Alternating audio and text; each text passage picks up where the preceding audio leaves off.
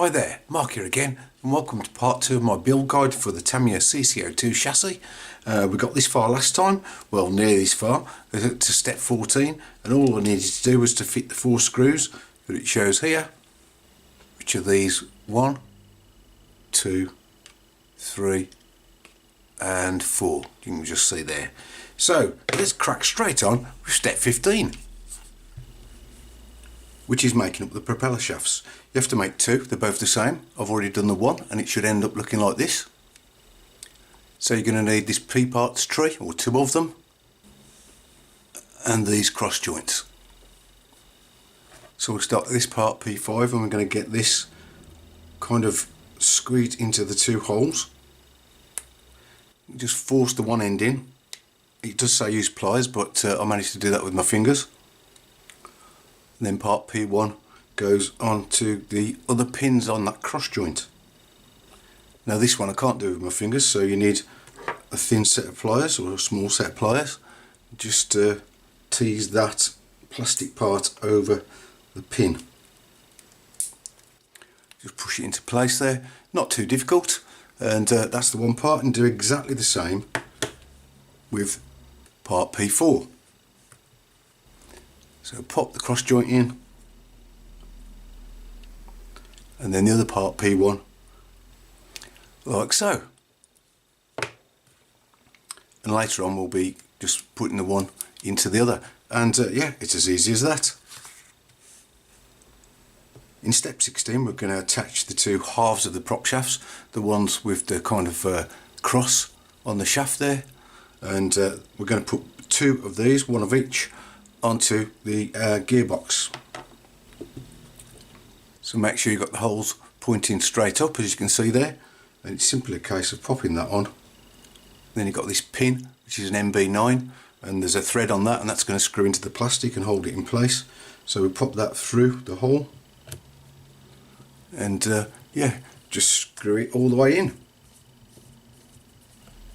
like that. It should be equidistant through the front and the back holes, and yeah, same with the other side. Step 17 is attaching the arm pivots, which I think are these C6 and C5, which are these parts. They are marked up as A and B, and you've got to make sure you get them in the right place. So C6A goes on those rear of the 3 holes there.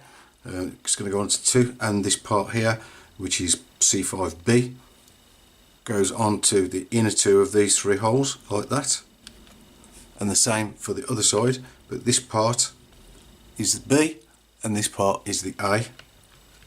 Again, they go on like that. I hope you can see that, and we need 10 3x12 screws to hold these on, so they're going to put the 8 of those screws into these parts.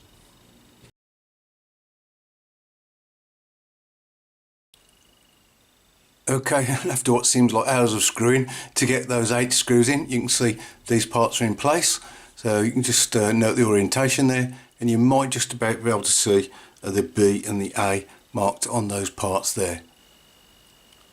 Now don't go crazy over tightening these screws. It's really easy to force the head of the screw down into the little gap in the part. Yeah, so don't go too crazy with those. And to finish this step is this part F8. You want the webbing as it is facing upwards as you look at it, and if you can see there, and it's the last 2 of those 10 screws that just mount this part into these holes here at the back of the chassis.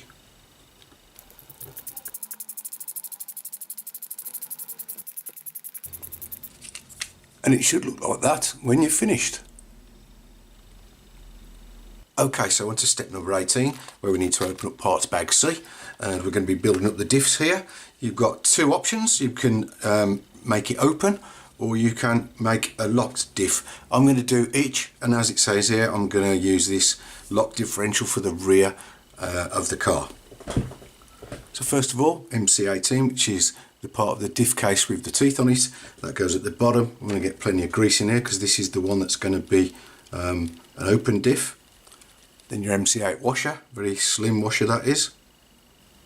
Then you want your large bevel gear, and again some grease on this. Then just pop that down into the case. Get your star shaft again, put a bit of grease on there and fit on your small bevel gears. Just make sure that's greased up. Then just pop that into the case, making sure the ends of the star shaft are in the three little holes. Bit more grease, you can never have too much grease I don't think. Then your other large bevel gear just sits on the top. Give it a spin round, make sure it turns nicely, spread that grease around. You guessed it, more grease on the top of that bevel gear, and then you've got your other slim washer. Then you've got your top half of the diff cover, that sits over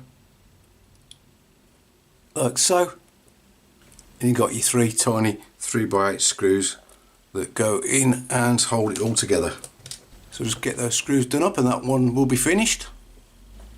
And then the lock diff is a bit easier to make because it's not going to move, we don't need any grease. So again, put your big washer in, large bevel gear, plastic part C7, which is the diff locker itself, and when you put that in, that just stops that bevel gear from turning completely. Get your other side of the diff case, washer again. I think that's just for a spacer because, as I said, it's not going to turn. Put your large gear in, then your locker, and simply get the two together and secure the little 2x8 screws. So with that done, I'm just going to get a Sharpie and I'm going to write an L on there so I know that that is the diff that I have locked up. Step 19 is literally a piece of cake. Just get your front drive shaft A and B, match them up to the diagram, and then you pop on your E-clip or E-ring into the groove in each of those drive shafts, and then put your bushings or bearings, 1150s, just slide them on for now, we'll get them in the right place later. And yeah, as I said, piece of cake. Step 20 is making up the front axle housing. So first off, get part B2, and then we've got to drop the parts into that. So here's my front diff that I made up that's open. Going to put a bit of grease on the gears, make sure you've got the housing lined up the right way, and pop that in. Get the drive shaft you just made up, and it says put a bit of grease on the end of this one because that's going to pivot inside the other part of the drive shaft, or the other drive shaft, and then pop this into place. So that goes inside the diff.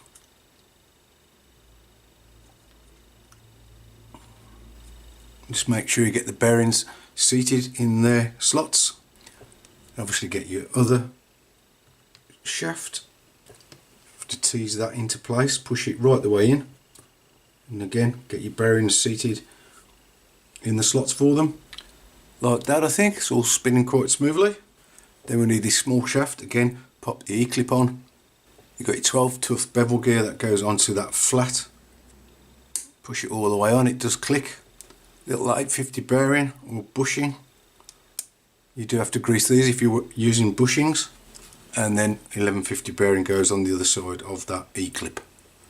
Then we just pop that into place here. You'll see the bearings will seat in their housings, and that's going to mesh up quite nicely, and it's transferring the grease across from the other pin in there, so that'll be fine. Then don't forget your 3mm nuts, they will pop into these housings here. One there and one here on the other side. Make sure they're seated properly. Then it's part B1, which is the other side of the housing, and that should, yeah, just clip into place. And then we've got a whole bunch of screws to put in. You've got this MC4, really long 20mm one, goes in the top there. We've got 3B12 goes in that hole, another one in this hole, and then we've got 4 of these little 2B12s, and they go into these holes right at the end of the axle housing. So there's 2 in there and 2 in this end. Okay, so I'll just get those done up and on to the next step. Step 21 is attaching the axle housing pivots front, it says. So you're going to need 8 15mm tapping screws and 2 5mm ball joints, and I've fitted the one which goes in here, and this one fits the opposite side in this hole here, They do screw in very easily, I've got to say, so be careful not to over tighten these, else you will be stripping the plastic. Okay, just a nip up on that. Right then, so now we've got these pivot points, and they are numbered A, B, or lettered I should say, A, B, C and D. So with this orientation we need part A, and the letters are marked right on the inside here. If you look carefully we'll see it. So this is part A. Note the alignment, this is going to go in these holes here with 2 of the 15mm self-tappers.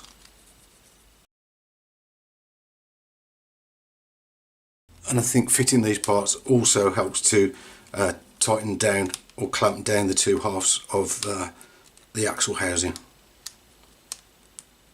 Again, don't go too crazy with those. So now we need part B, which goes on in this alignment, again with 2 of the 15mm self-tappers. So as I say, note the alignment of those brackets. When you've done that, we need to turn this over. And onto these 2 holes we've got part C on the left hand side as we look at it now, like so, and then on the other side is part D, and again on the outside 2 holes, 2 15mm screws again, and when you've finished it should look something like this. In step 22 we're going to attach the steering uprights, which are these. First of all, I've already made up this bar, which is basically your 50mm threaded shaft. You screw on your 6mm ball adapters, one onto each end, and then you get plastic part C9, which is this tiny little thing here. You pop that through the end of one of the holes, as you can see, in the ball connector, and make sure you've got it the right size, match it up to the diagram. And note that the ends are 90 degrees in rotation apart, like that. Get the upright part C19, need a C13 spacer, 27mm long screw, and then that screw goes through that C9 adapter in there, goes through the spacer, and then it screws into the inside hole like so. Don't know why this screw is quite so long, but as it says in the instructions, do not over tighten. So there it's done up, and that swivels quite freely. So now get the other upright, and we're going to push in our wheel axle, and I've got a bearing instead of a bushing, but obviously if you've got bushings you need to grease them up. So just pop that in and pop the axle in place. Get your front axle assembly and make sure you've got it in the right orientation. So with the drive here, and we're going to pop this into place. You've got your 4x10 step screw, or I call it a kingpin. We just need to screw those into that upright, one at the top and one underneath, or the bottom. Now that one's done, I'm going to fit the other side. So this is the one we put the steering rod on. Again, your bushing or bearing, the axle. You can put a bit of grease in there if you want to. And then the same process as the other side with those step screws or kingpins. Again, don't over tighten these step screws. I'm finding they're starting to spin quite easily, so yes, be careful with that. And there you go, that's nearly finished. All we've got to do now is get part B5, which is this plastic part, and we've got to connect that to the outer holes of both the uprights with a 3x14 step screw. So that's the one side done, and the other, and yeah, that's your front steering assembly finished. Step 23 is attaching the front arms, which are these. You've got your J8 and J5, and you've just got to pop in those parts C9, those plastic parts again. I've done most of them, but the easiest way of doing it is to get that little plastic joint and pop it into the hole, and simply just press it down onto your workbench, and yeah, nice and easy. So once you've got all of those in, note the orientation. So with this part here towards the back, and take note of the orientation of the axle. So we've got that drive to the right hand side as we look at it, and these will go into those brackets at the top that we put in. You have to slightly push those brackets apart to get them in, and then we've just got 3x12 screws. They are machine screws, It's a bit tricky because you have to kind of self-tap it through the first hole as well as into the second hole, and it's very soft plastic, so be careful not to over tighten this. Again, try and pop this in. Learning as we go with this one. I'll just try and get that done up through the centre of that pivot. Okay, so it's just catching into the second side of that bracket now, and again just a nice nip up, don't go too crazy, and yeah, there we go. So same for the other side, and so I'll just do this one off camera because you've already seen the first one. So yes, as with other things on this build, very fiddly to do, but they're on now, not too difficult. So what we've got to do now is flip it over, get your J5s, note the orientation, so you've got that short bend at the front there. And I'm not going to go and show you putting those screws again, but basically you pop that one in that side and put your screw through, and the other one in the other side, like so.